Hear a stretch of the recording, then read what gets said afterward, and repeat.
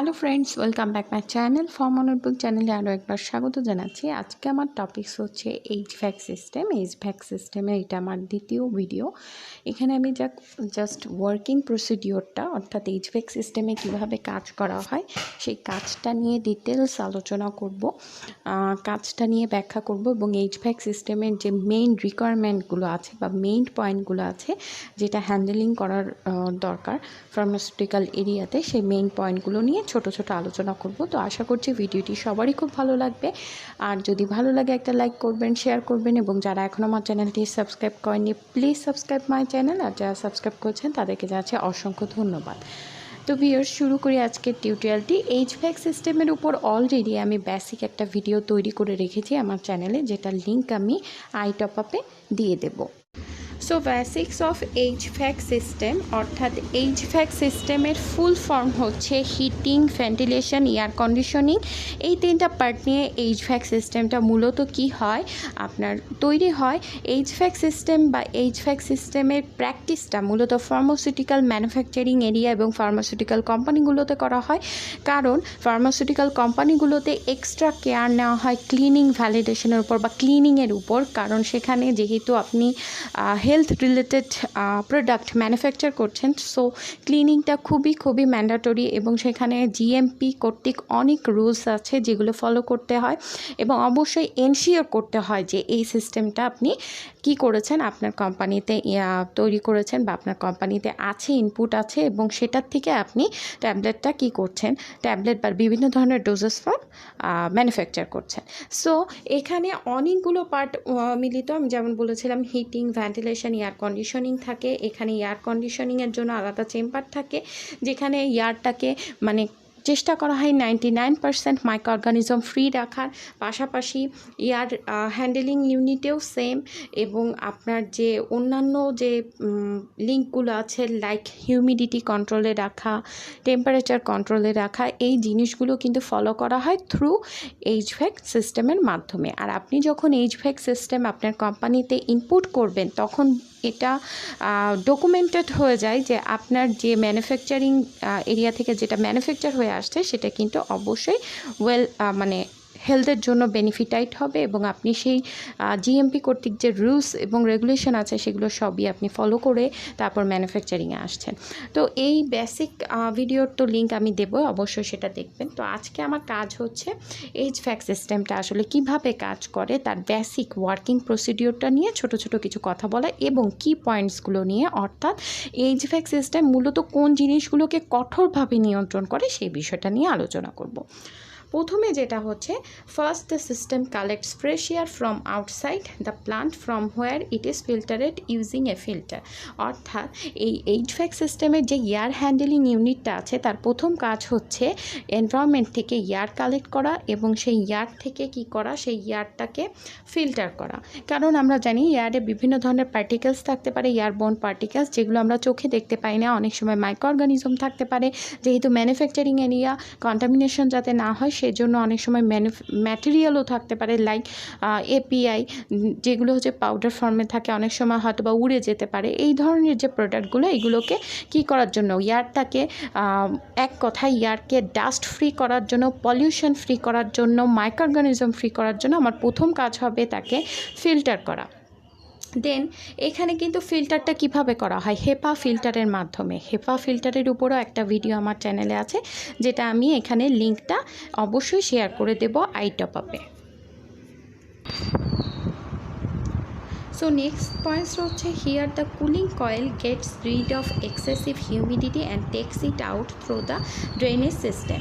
তারপরে যেটা হয় যে এয়ারটা ফার্স্টে ফিল্টার হয়ে আসছে, সেখানে কিছু কয়েল থাকে, সেই কয়েলটা কি করে এয়ারের মধ্যে যে হিউমিডিটিটা আছে, হিউমিডিটি বলতে বোঝাচ্ছে যে আপনার ময়েশ্চার, ওকে, এনভায়রনমেন্টে কিন্তু ময়েশ্চার থাকে, এটা উৎপন্ন হয় টেম্পারেচারের কারণে। ময়েশ্চার সবসময়ই থাকবে, এটাই খুব স্বাভাবিক। ময়েশ্চার যেটা হয়, আপনার ময়েশ্চার কিন্তু মাইক্রো অর্গানিজম গ্রোয়িংয়ের জন্য খুবই ফেভার করে। এই জন্য আপনি যখন ম্যানুফ্যাকচারিং এরিয়াতে যাবেন, নিজেকে যেমন ময়েশ্চার ফ্রি রাখার চেষ্টা করবেন, পাশাপাশি সেই এরিয়াটা যেন ময়েশ্চার ফ্রি থাকে সেটাও এনশিওর করা প্রয়োজন হয়। সো দেন কি করা হয়, যে এই যে এয়ারটা কালেক্ট করা হচ্ছে, ফার্স্টে এয়ারটাকে ফিল্টার করে হেপা ফিল্টারের মাধ্যমে, দেন এটাকে কি করা হয়, হিউমিডিটি ফ্রি করা হয়, অর্থাৎ এয়ারে যেন কোনো ময়েশ্চার না থাকে সেটা ইনশিওর করা হয়। তারপরে কি করা হয়, the filtered air goes through the air handling unit. এই যে ফিল্টারেড এয়ার এবং হিউমিডিটিটা কিছুটা সেখান থেকে কি করা হয়, রিমুভ করা হয়।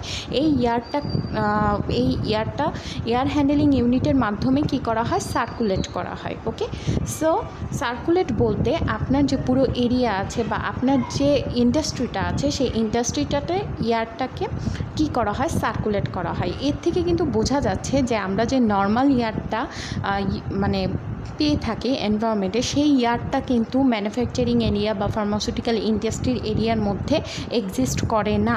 সেই এয়ারটাকে ফার্স্টে কি করা হয়, ফিল্টার করা হয়, হিউমিডিটি ফ্রি করা হয় এবং তারপর আরও অনেক সিস্টেম ক্রস করার পরে সেই এয়ারটাকে সার্কুলেট করা হয় ম্যানুফ্যাকচারিং সাইটে।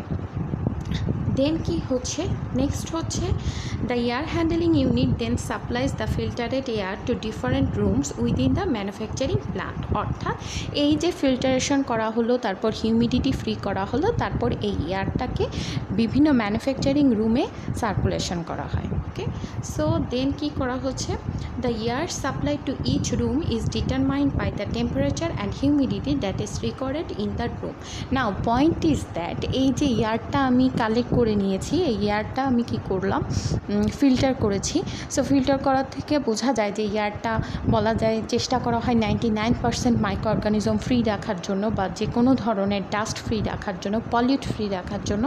তো এই এয়ারটা আপনি যে বিভিন্ন রুমে সাপ্লাই করছেন, সেই রুমে কতটুকু এয়ারের প্রয়োজন, সেই রুমের এয়ারটাতে কতটুকু হিউমিডিটি থাকতে হবে, কতটুকু আপনার কি থাকতে হবে, হিউমিডিটি এবং টেম্পারেচার থাকতে হবে, সেটাও কিন্তু কি করা হয়, কনসার্ন বা সেটাও কিন্তু নির্দিষ্ট করা থাকে। ওকে, যে কোনো মাত্রায় আপনি দিলে সেটা হবে না, সেটাও নির্দিষ্ট করা থাকে। এবং হিউমিডিটির পয়েন্টটা এখানে বারবার আসছে এই জন্যে যে এয়ারে ময়েশ্চার থাকে, আমরা জানি বায়ুর যে আর্দ্র বায়ু, অর্থাৎ ময়েশ্চার মিক্সড বায়ুটা যদি আপনি ম্যানুফ্যাকচারিং এরিয়াতে রাখেন, সেটাতে কি হবে, যে এয়ারে যে ময়েশ্চারটা আছে সেটা অনেক সময় কেমিক্যাল, আমরা যেহেতু কেমিক্যাল দিয়ে ড্রাগ তৈরি করি বা এপিআই, অনেক ধরনের ড্রাগের নেচার থাকে এনভায়রনমেন্ট থেকে ময়েশ্চার কালেক্ট করা। নট অনলি এই নেচারটা কি হয়, যে এ যখন ফিনিশ প্রোডাক্টে তৈরি হয় তারপরও এর এই নেচারটা থেকে যায়। সো আপনি হয়তো বা ট্যাবলেট তৈরি করেছেন, দেখা যাচ্ছে সেই এক্সেসিভ ময়েশ্চার কালেক্ট করে সেটা কি হয়ে গেছে, মেল্ট হয়ে গেছে। সো এইসব কারণে হিউমিডিটি কন্ট্রোল খুব এমার্জেন্সি হয় এবং হিউমিডিটি টেম্পারেচার কন্ট্রোল করতে চাইলে অবশ্যই আপনার এইচভ্যাক সিস্টেমটা রাখতে হবে। তো এই হচ্ছে এইচভ্যাক সিস্টেমের সিম্পল প্রসিডিওর অফ ওয়ার্ক, অর্থাৎ এইচভ্যাক সিস্টেমে ওয়ার্কটা কীভাবে করা হয় সেটার একটা সিম্পল বা বেসিক ধারণা। ওকে, নাও আমি আলোচনা করব কি পয়েন্টগুলো নিয়ে, অর্থাৎ এইচভ্যাক সিস্টেম আসলে কোন কোন দিকগুলো বা কোন কোন পয়েন্টে অনেক বেশি জোর দেয়। যখন ম্যানুফ্যাকচারিং এরিয়াতে কাজ করা হয় তখন কোন পয়েন্টগুলোতে বেশি জোর দেওয়া হয় সেটা নিয়ে আলোচনা করব, বিশেষ করে ফার্মাসিউটিক্যাল ইন্ডাস্ট্রিতে। প্রথমেই যেটা হচ্ছে temperature, maintaining the right temperature in the production spaces. If the temperature is not well controlled it may cause microbacteria to grow in the spaces or on workers. এই যে আমি এতক্ষণ বলছিলাম যে টেম্পারেচার কন্ট্রোল করতে হবে, আপনাকে হিউমিডিটি কন্ট্রোল করতে হবে, এটা কেন কন্ট্রোল করতে হবে? আমার প্রধান উদ্দেশ্য হচ্ছে টেম্পারেচার অনেক সময় বেশি থাকলে বা কম থাকলে আপনার কি হতে পারে, মাইক্রো অর্গানিজম গ্রো করতে পারে। কিভাবে গ্রো করতে পারে, আমি যদি ধরে নিই যে টেম্পারেচার, একটা রুমের টেম্পারেচার অনেক কম আছে, সেখানে হয়তো বা স্যাঁতসেঁতে পরিবেশ আছে, তো এই যে স্যাঁতসেঁতে পরিবেশ, এটা কিন্তু মাইক্রো অর্গানিজম গ্রো করার জন্য পারফেক্ট এনভায়রনমেন্ট। ওকে, আমার অনেক সময় দেখা যাচ্ছে অনেক মাইক্রো অর্গানিজম হাই টেম্পারেচারেও বেঁচে থাকতে পারে, কোনোভাবে সে গ্রো করেছে, সে কিন্তু মারা যায়নি। সো আমাকে টেম্পারেচারটা খুব স্ট্রংলি হ্যান্ডেল করতে হবে, যেহেতু আমার প্রধান উদ্দেশ্য হবে আমি যে প্রোডাক্টগুলো ম্যানুফ্যাকচার করছি তার শেলফ লাইফ, তার স্ট্যাবিলিটি যেন একদম ফিক্সড থাকে, শুরু থেকে শেষ পর্যন্ত যতক্ষণ মার্কেটে যাবার পরও যেন সে একদম পারফেক্ট থাকে এবং কোম্পানির মধ্যে যতক্ষণ আছে ততক্ষণও যেন সে মানে তার স্ট্যাবিলিটিটা একদম পারফেক্ট থাকে। সো টেম্পারেচারটা খুবই ইম্পর্ট্যান্ট এবং এইচভ্যাক সিস্টেমের মাধ্যমেই টেম্পারেচারটাকে কন্ট্রোল করা হয়। নর্মালি রুম টেম্পারেচারে রাখার চেষ্টা করা হয়। দেন চলে যাচ্ছি প্রেশার। ভিউয়ার্স, এইচভ্যাক সিস্টেমে আরও একটা ইম্পর্টেন্ট পয়েন্ট হচ্ছে প্রেশার। ওকে, আপনি যে মানে ম্যানুফ্যাকচারিং এরিয়াগুলোতে গেলে দেখা যায় যে সেখানে প্রেশারটাকেও কিন্তু স্পেশালভাবে কী করা হয়, ডিজাইন করা হয়, কারণ পজিটিভ প্রেশার রাখার চেষ্টা করা হয় সবচেয়ে বেশি ম্যানুফ্যাকচারিং স্পেসগুলোতে। কীভাবে? Maintaining the right pressure in the room. In the pharmaceutical industry there are areas and surfaces that must be kept cleaner at all times. This areas must therefore kept at a positive pressurization. এখানে বোঝা যাচ্ছে যে pharmaceutical এরিয়াতে অনেকগুলো জায়গা আছে যেখানে আপনাকে ক্লিন রাখতে হবে সবসময়। যদি আমি এক্সাম্পল হিসেবে স্টেরাইল প্রোডাকশন সাইট নিয়ে কথা বলি, যেখানে স্টেরাইল ড্রাগগুলো উৎপন্ন করা হয়, যদি সেটাও বাদ দিই প্যারেন্টেরাল ডোজেস ফর্ম যেখানে ম্যানুফ্যাকচার করা হয়, সেখানে আপনাকে কিন্তু ক্লিনিংটা অনেক বেশি ইম্পর্টেন্ট বা অনেক বেশি ইফোর্ট দিতে হবে সেই স্থানটাতে ক্লিনিংয়ে, কারণ স্টেরাইল প্রোডাক্ট যেহেতু ডিরেক্টলি আপনার বডি সিস্টেমে ইন্ট্রোডিউস হবে, সো আপনাকে এখানে খুব স্পেশাল বা সেন্সিটিভভাবে এটাকে ফলো করতে হবে। তো এই কথাটা এখানে বলা হচ্ছে এবং এখানে কি করা হয়, পজিটিভ প্রেশারটা রাখার চেষ্টা করা হয় বেশি। পজিটিভ প্রেশার মিনিং হচ্ছে রুমের ভিতরে যে প্রেশারটা আছে সেই প্রেশারটাই, মানে রুমের ভিতরে যে এয়ারটা আছে সেটাকে বাইরে যেতে দেওয়া হয় কম। ওকে, একদম সিম্পল ভাষায়, কারণ বাইরে যদি এয়ারটা যায়, সেই বাইরে এয়ারটা গেলেই কিন্তু পলিউটেড হবে, কারণ সেখানে আরও সাধারণ এয়ার রয়েছে, কিন্তু আপনার যে রুমের ভিতরে যে এয়ারটা আছে সেই এয়ারটা কিন্তু এইচভ্যাক সিস্টেমের মাধ্যমে ফিল্টারেড এয়ার, তাকে অনেকগুলো স্টেজ ফলো করতে হয়েছে, লাইক কুলিং করতে হয়েছে, হিটিং করতে হয়েছে, তাকে মানে অনেকগুলো স্টেপ, অনেকগুলো সিস্টেম তাকে ক্রস করে তারপরে আসতে হয়েছে। সো এই এয়ারটাকে আমরা বলছি পজিটিভ। ওকে, বা এই এয়ারের যে প্রেশারটা আছে সেটাকে আমরা বলছি পজিটিভ প্রেশার, ডিউ টু এখানে কোনো বাইরের অন্য নর্মাল এয়ার নাই, যার জন্য কন্টামিনেশন হওয়ার কারণ নাই। এখানে যে এয়ারটা আসছে সেটা এইচভ্যাক সিস্টেমের মাধ্যমে কি প্রক্রিয়াকরণ হয়ে সেই এয়ারটা রুমের ভিতরে আসছে। সো এখানে এই কথাটাই বলা হচ্ছে at all Times the air floor at this area should be more at the opening areas. অর্থাৎ এই যে এয়ার ফ্লো, মানে এই রুমের ভিতরে এয়ার ফ্লো, মানে এয়ারের যে ফ্লোটা আছে সেটা বেশি রাখা হয় দেন ওপেনিং সাইডের থেকে। ওকে, so the HVAC system ensures that positive pressurization is achieved by keeping the air flow into the clear spaces more than the air exit at the same time. This ensures that there is no chance or space for the growth of microorganism. অর্থাৎ HVAC system এটা ensure করে যে আপনার রুমের ভিতরে যে এয়ারটা আছে সেটা অনেক বেশি মাত্রায় থাকে এবং এই এয়ারটাকে যেহেতু বাইরে যেতে দেওয়া হয় না, এটা কন্টামিনেটেডও হয় না, কন্টামিনেশন ফ্রি থাকে, এই জন্য এটাকে পজিটিভ মানে এই এয়ারের মাধ্যমে যে প্রেশার হয় সেটাকে আমরা পজিটিভ প্রেশার বলি। এবং পজিটিভ প্রেশারের ফলে কি হয়, আপনার মাইক্রো অর্গানিজম গ্রো করতে পারে না, কারণ এই এয়ারটা সব কিছু কন্ট্রোল থাকে। এয়ারে যেমন হিউমিডিটি ফ্রি থাকে, টেম্পারেচারটা কন্ট্রোল থাকে, পাশাপাশি ফিল্টার করা থাকে, সো এখানে কন্টামিনেশনের কোনো চান্স নাই। তো এটা এনশিওর করে আপনার এইচভ্যাক সিস্টেম। তো আমি এই পয়েন্টগুলো হলো এইচভ্যাক সিস্টেমের একদম কি পয়েন্ট, অর্থাৎ এইচভ্যাকে মূলত যে পয়েন্টগুলো ফলো করে সেই বিষয়টা নিয়ে আলোচনা করছি এবং সবশেষে থাকবে হচ্ছে হিউমিডিটি। ভিউয়ার্স, রিলেটিভ হিউমিডিটির উপর একটা ছোট্ট ভিডিও আমার চ্যানেলে আছে, যেটা আমি টপ আপে দিয়ে দেবো, আপনারা দেখে নেবেন। সেখানে আমি ডিটেলস বলেছি রিলেটিভ হিউমিডিটি।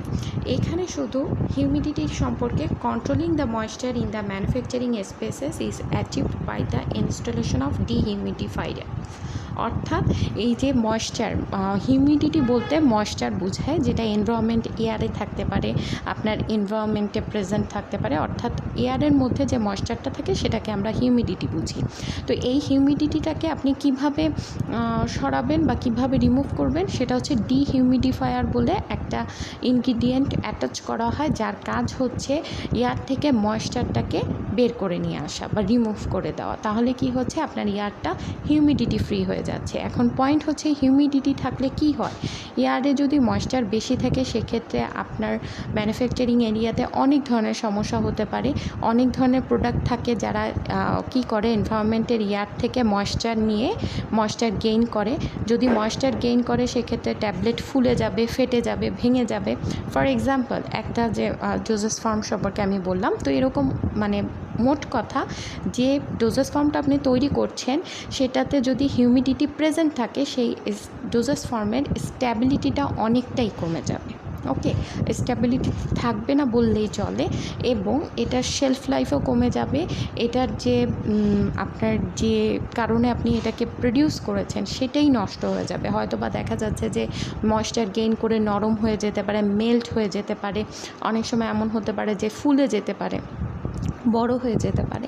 এই ধরনের সমস্যাগুলো দূর করার জন্য হিউমিডিটি কন্ট্রোল করা খুব এমার্জেন্সি, এবং এইচভ্যাক সিস্টেমে মূলত টেম্পারেচার, প্রেশার, হিউমিডিটি এগুলো হচ্ছে কি পয়েন্ট। এইগুলো এরা সবচেয়ে বেশি ফলো আপ করে এবং এটা রেগুলারলি মেনটেন করতে হয়। রেগুলারলি বলা ভুল, প্রতিদিনই মেনটেন করতে হয়। যদি আপনি কোনো দিন মেনটেন না করেছেন সেক্ষেত্রে কোনো একটা সমস্যা ক্রিয়েট হতে পারে। তো ভিউয়ার্স, আজকে আমার কাছে এতটুকুই। কমেন্টে অবশ্যই জানাবেন ভিডিওটি কেমন লাগলো। পরবর্তী ভিডিও দেখার আমন্ত্রণ রইল। Thanks for watching.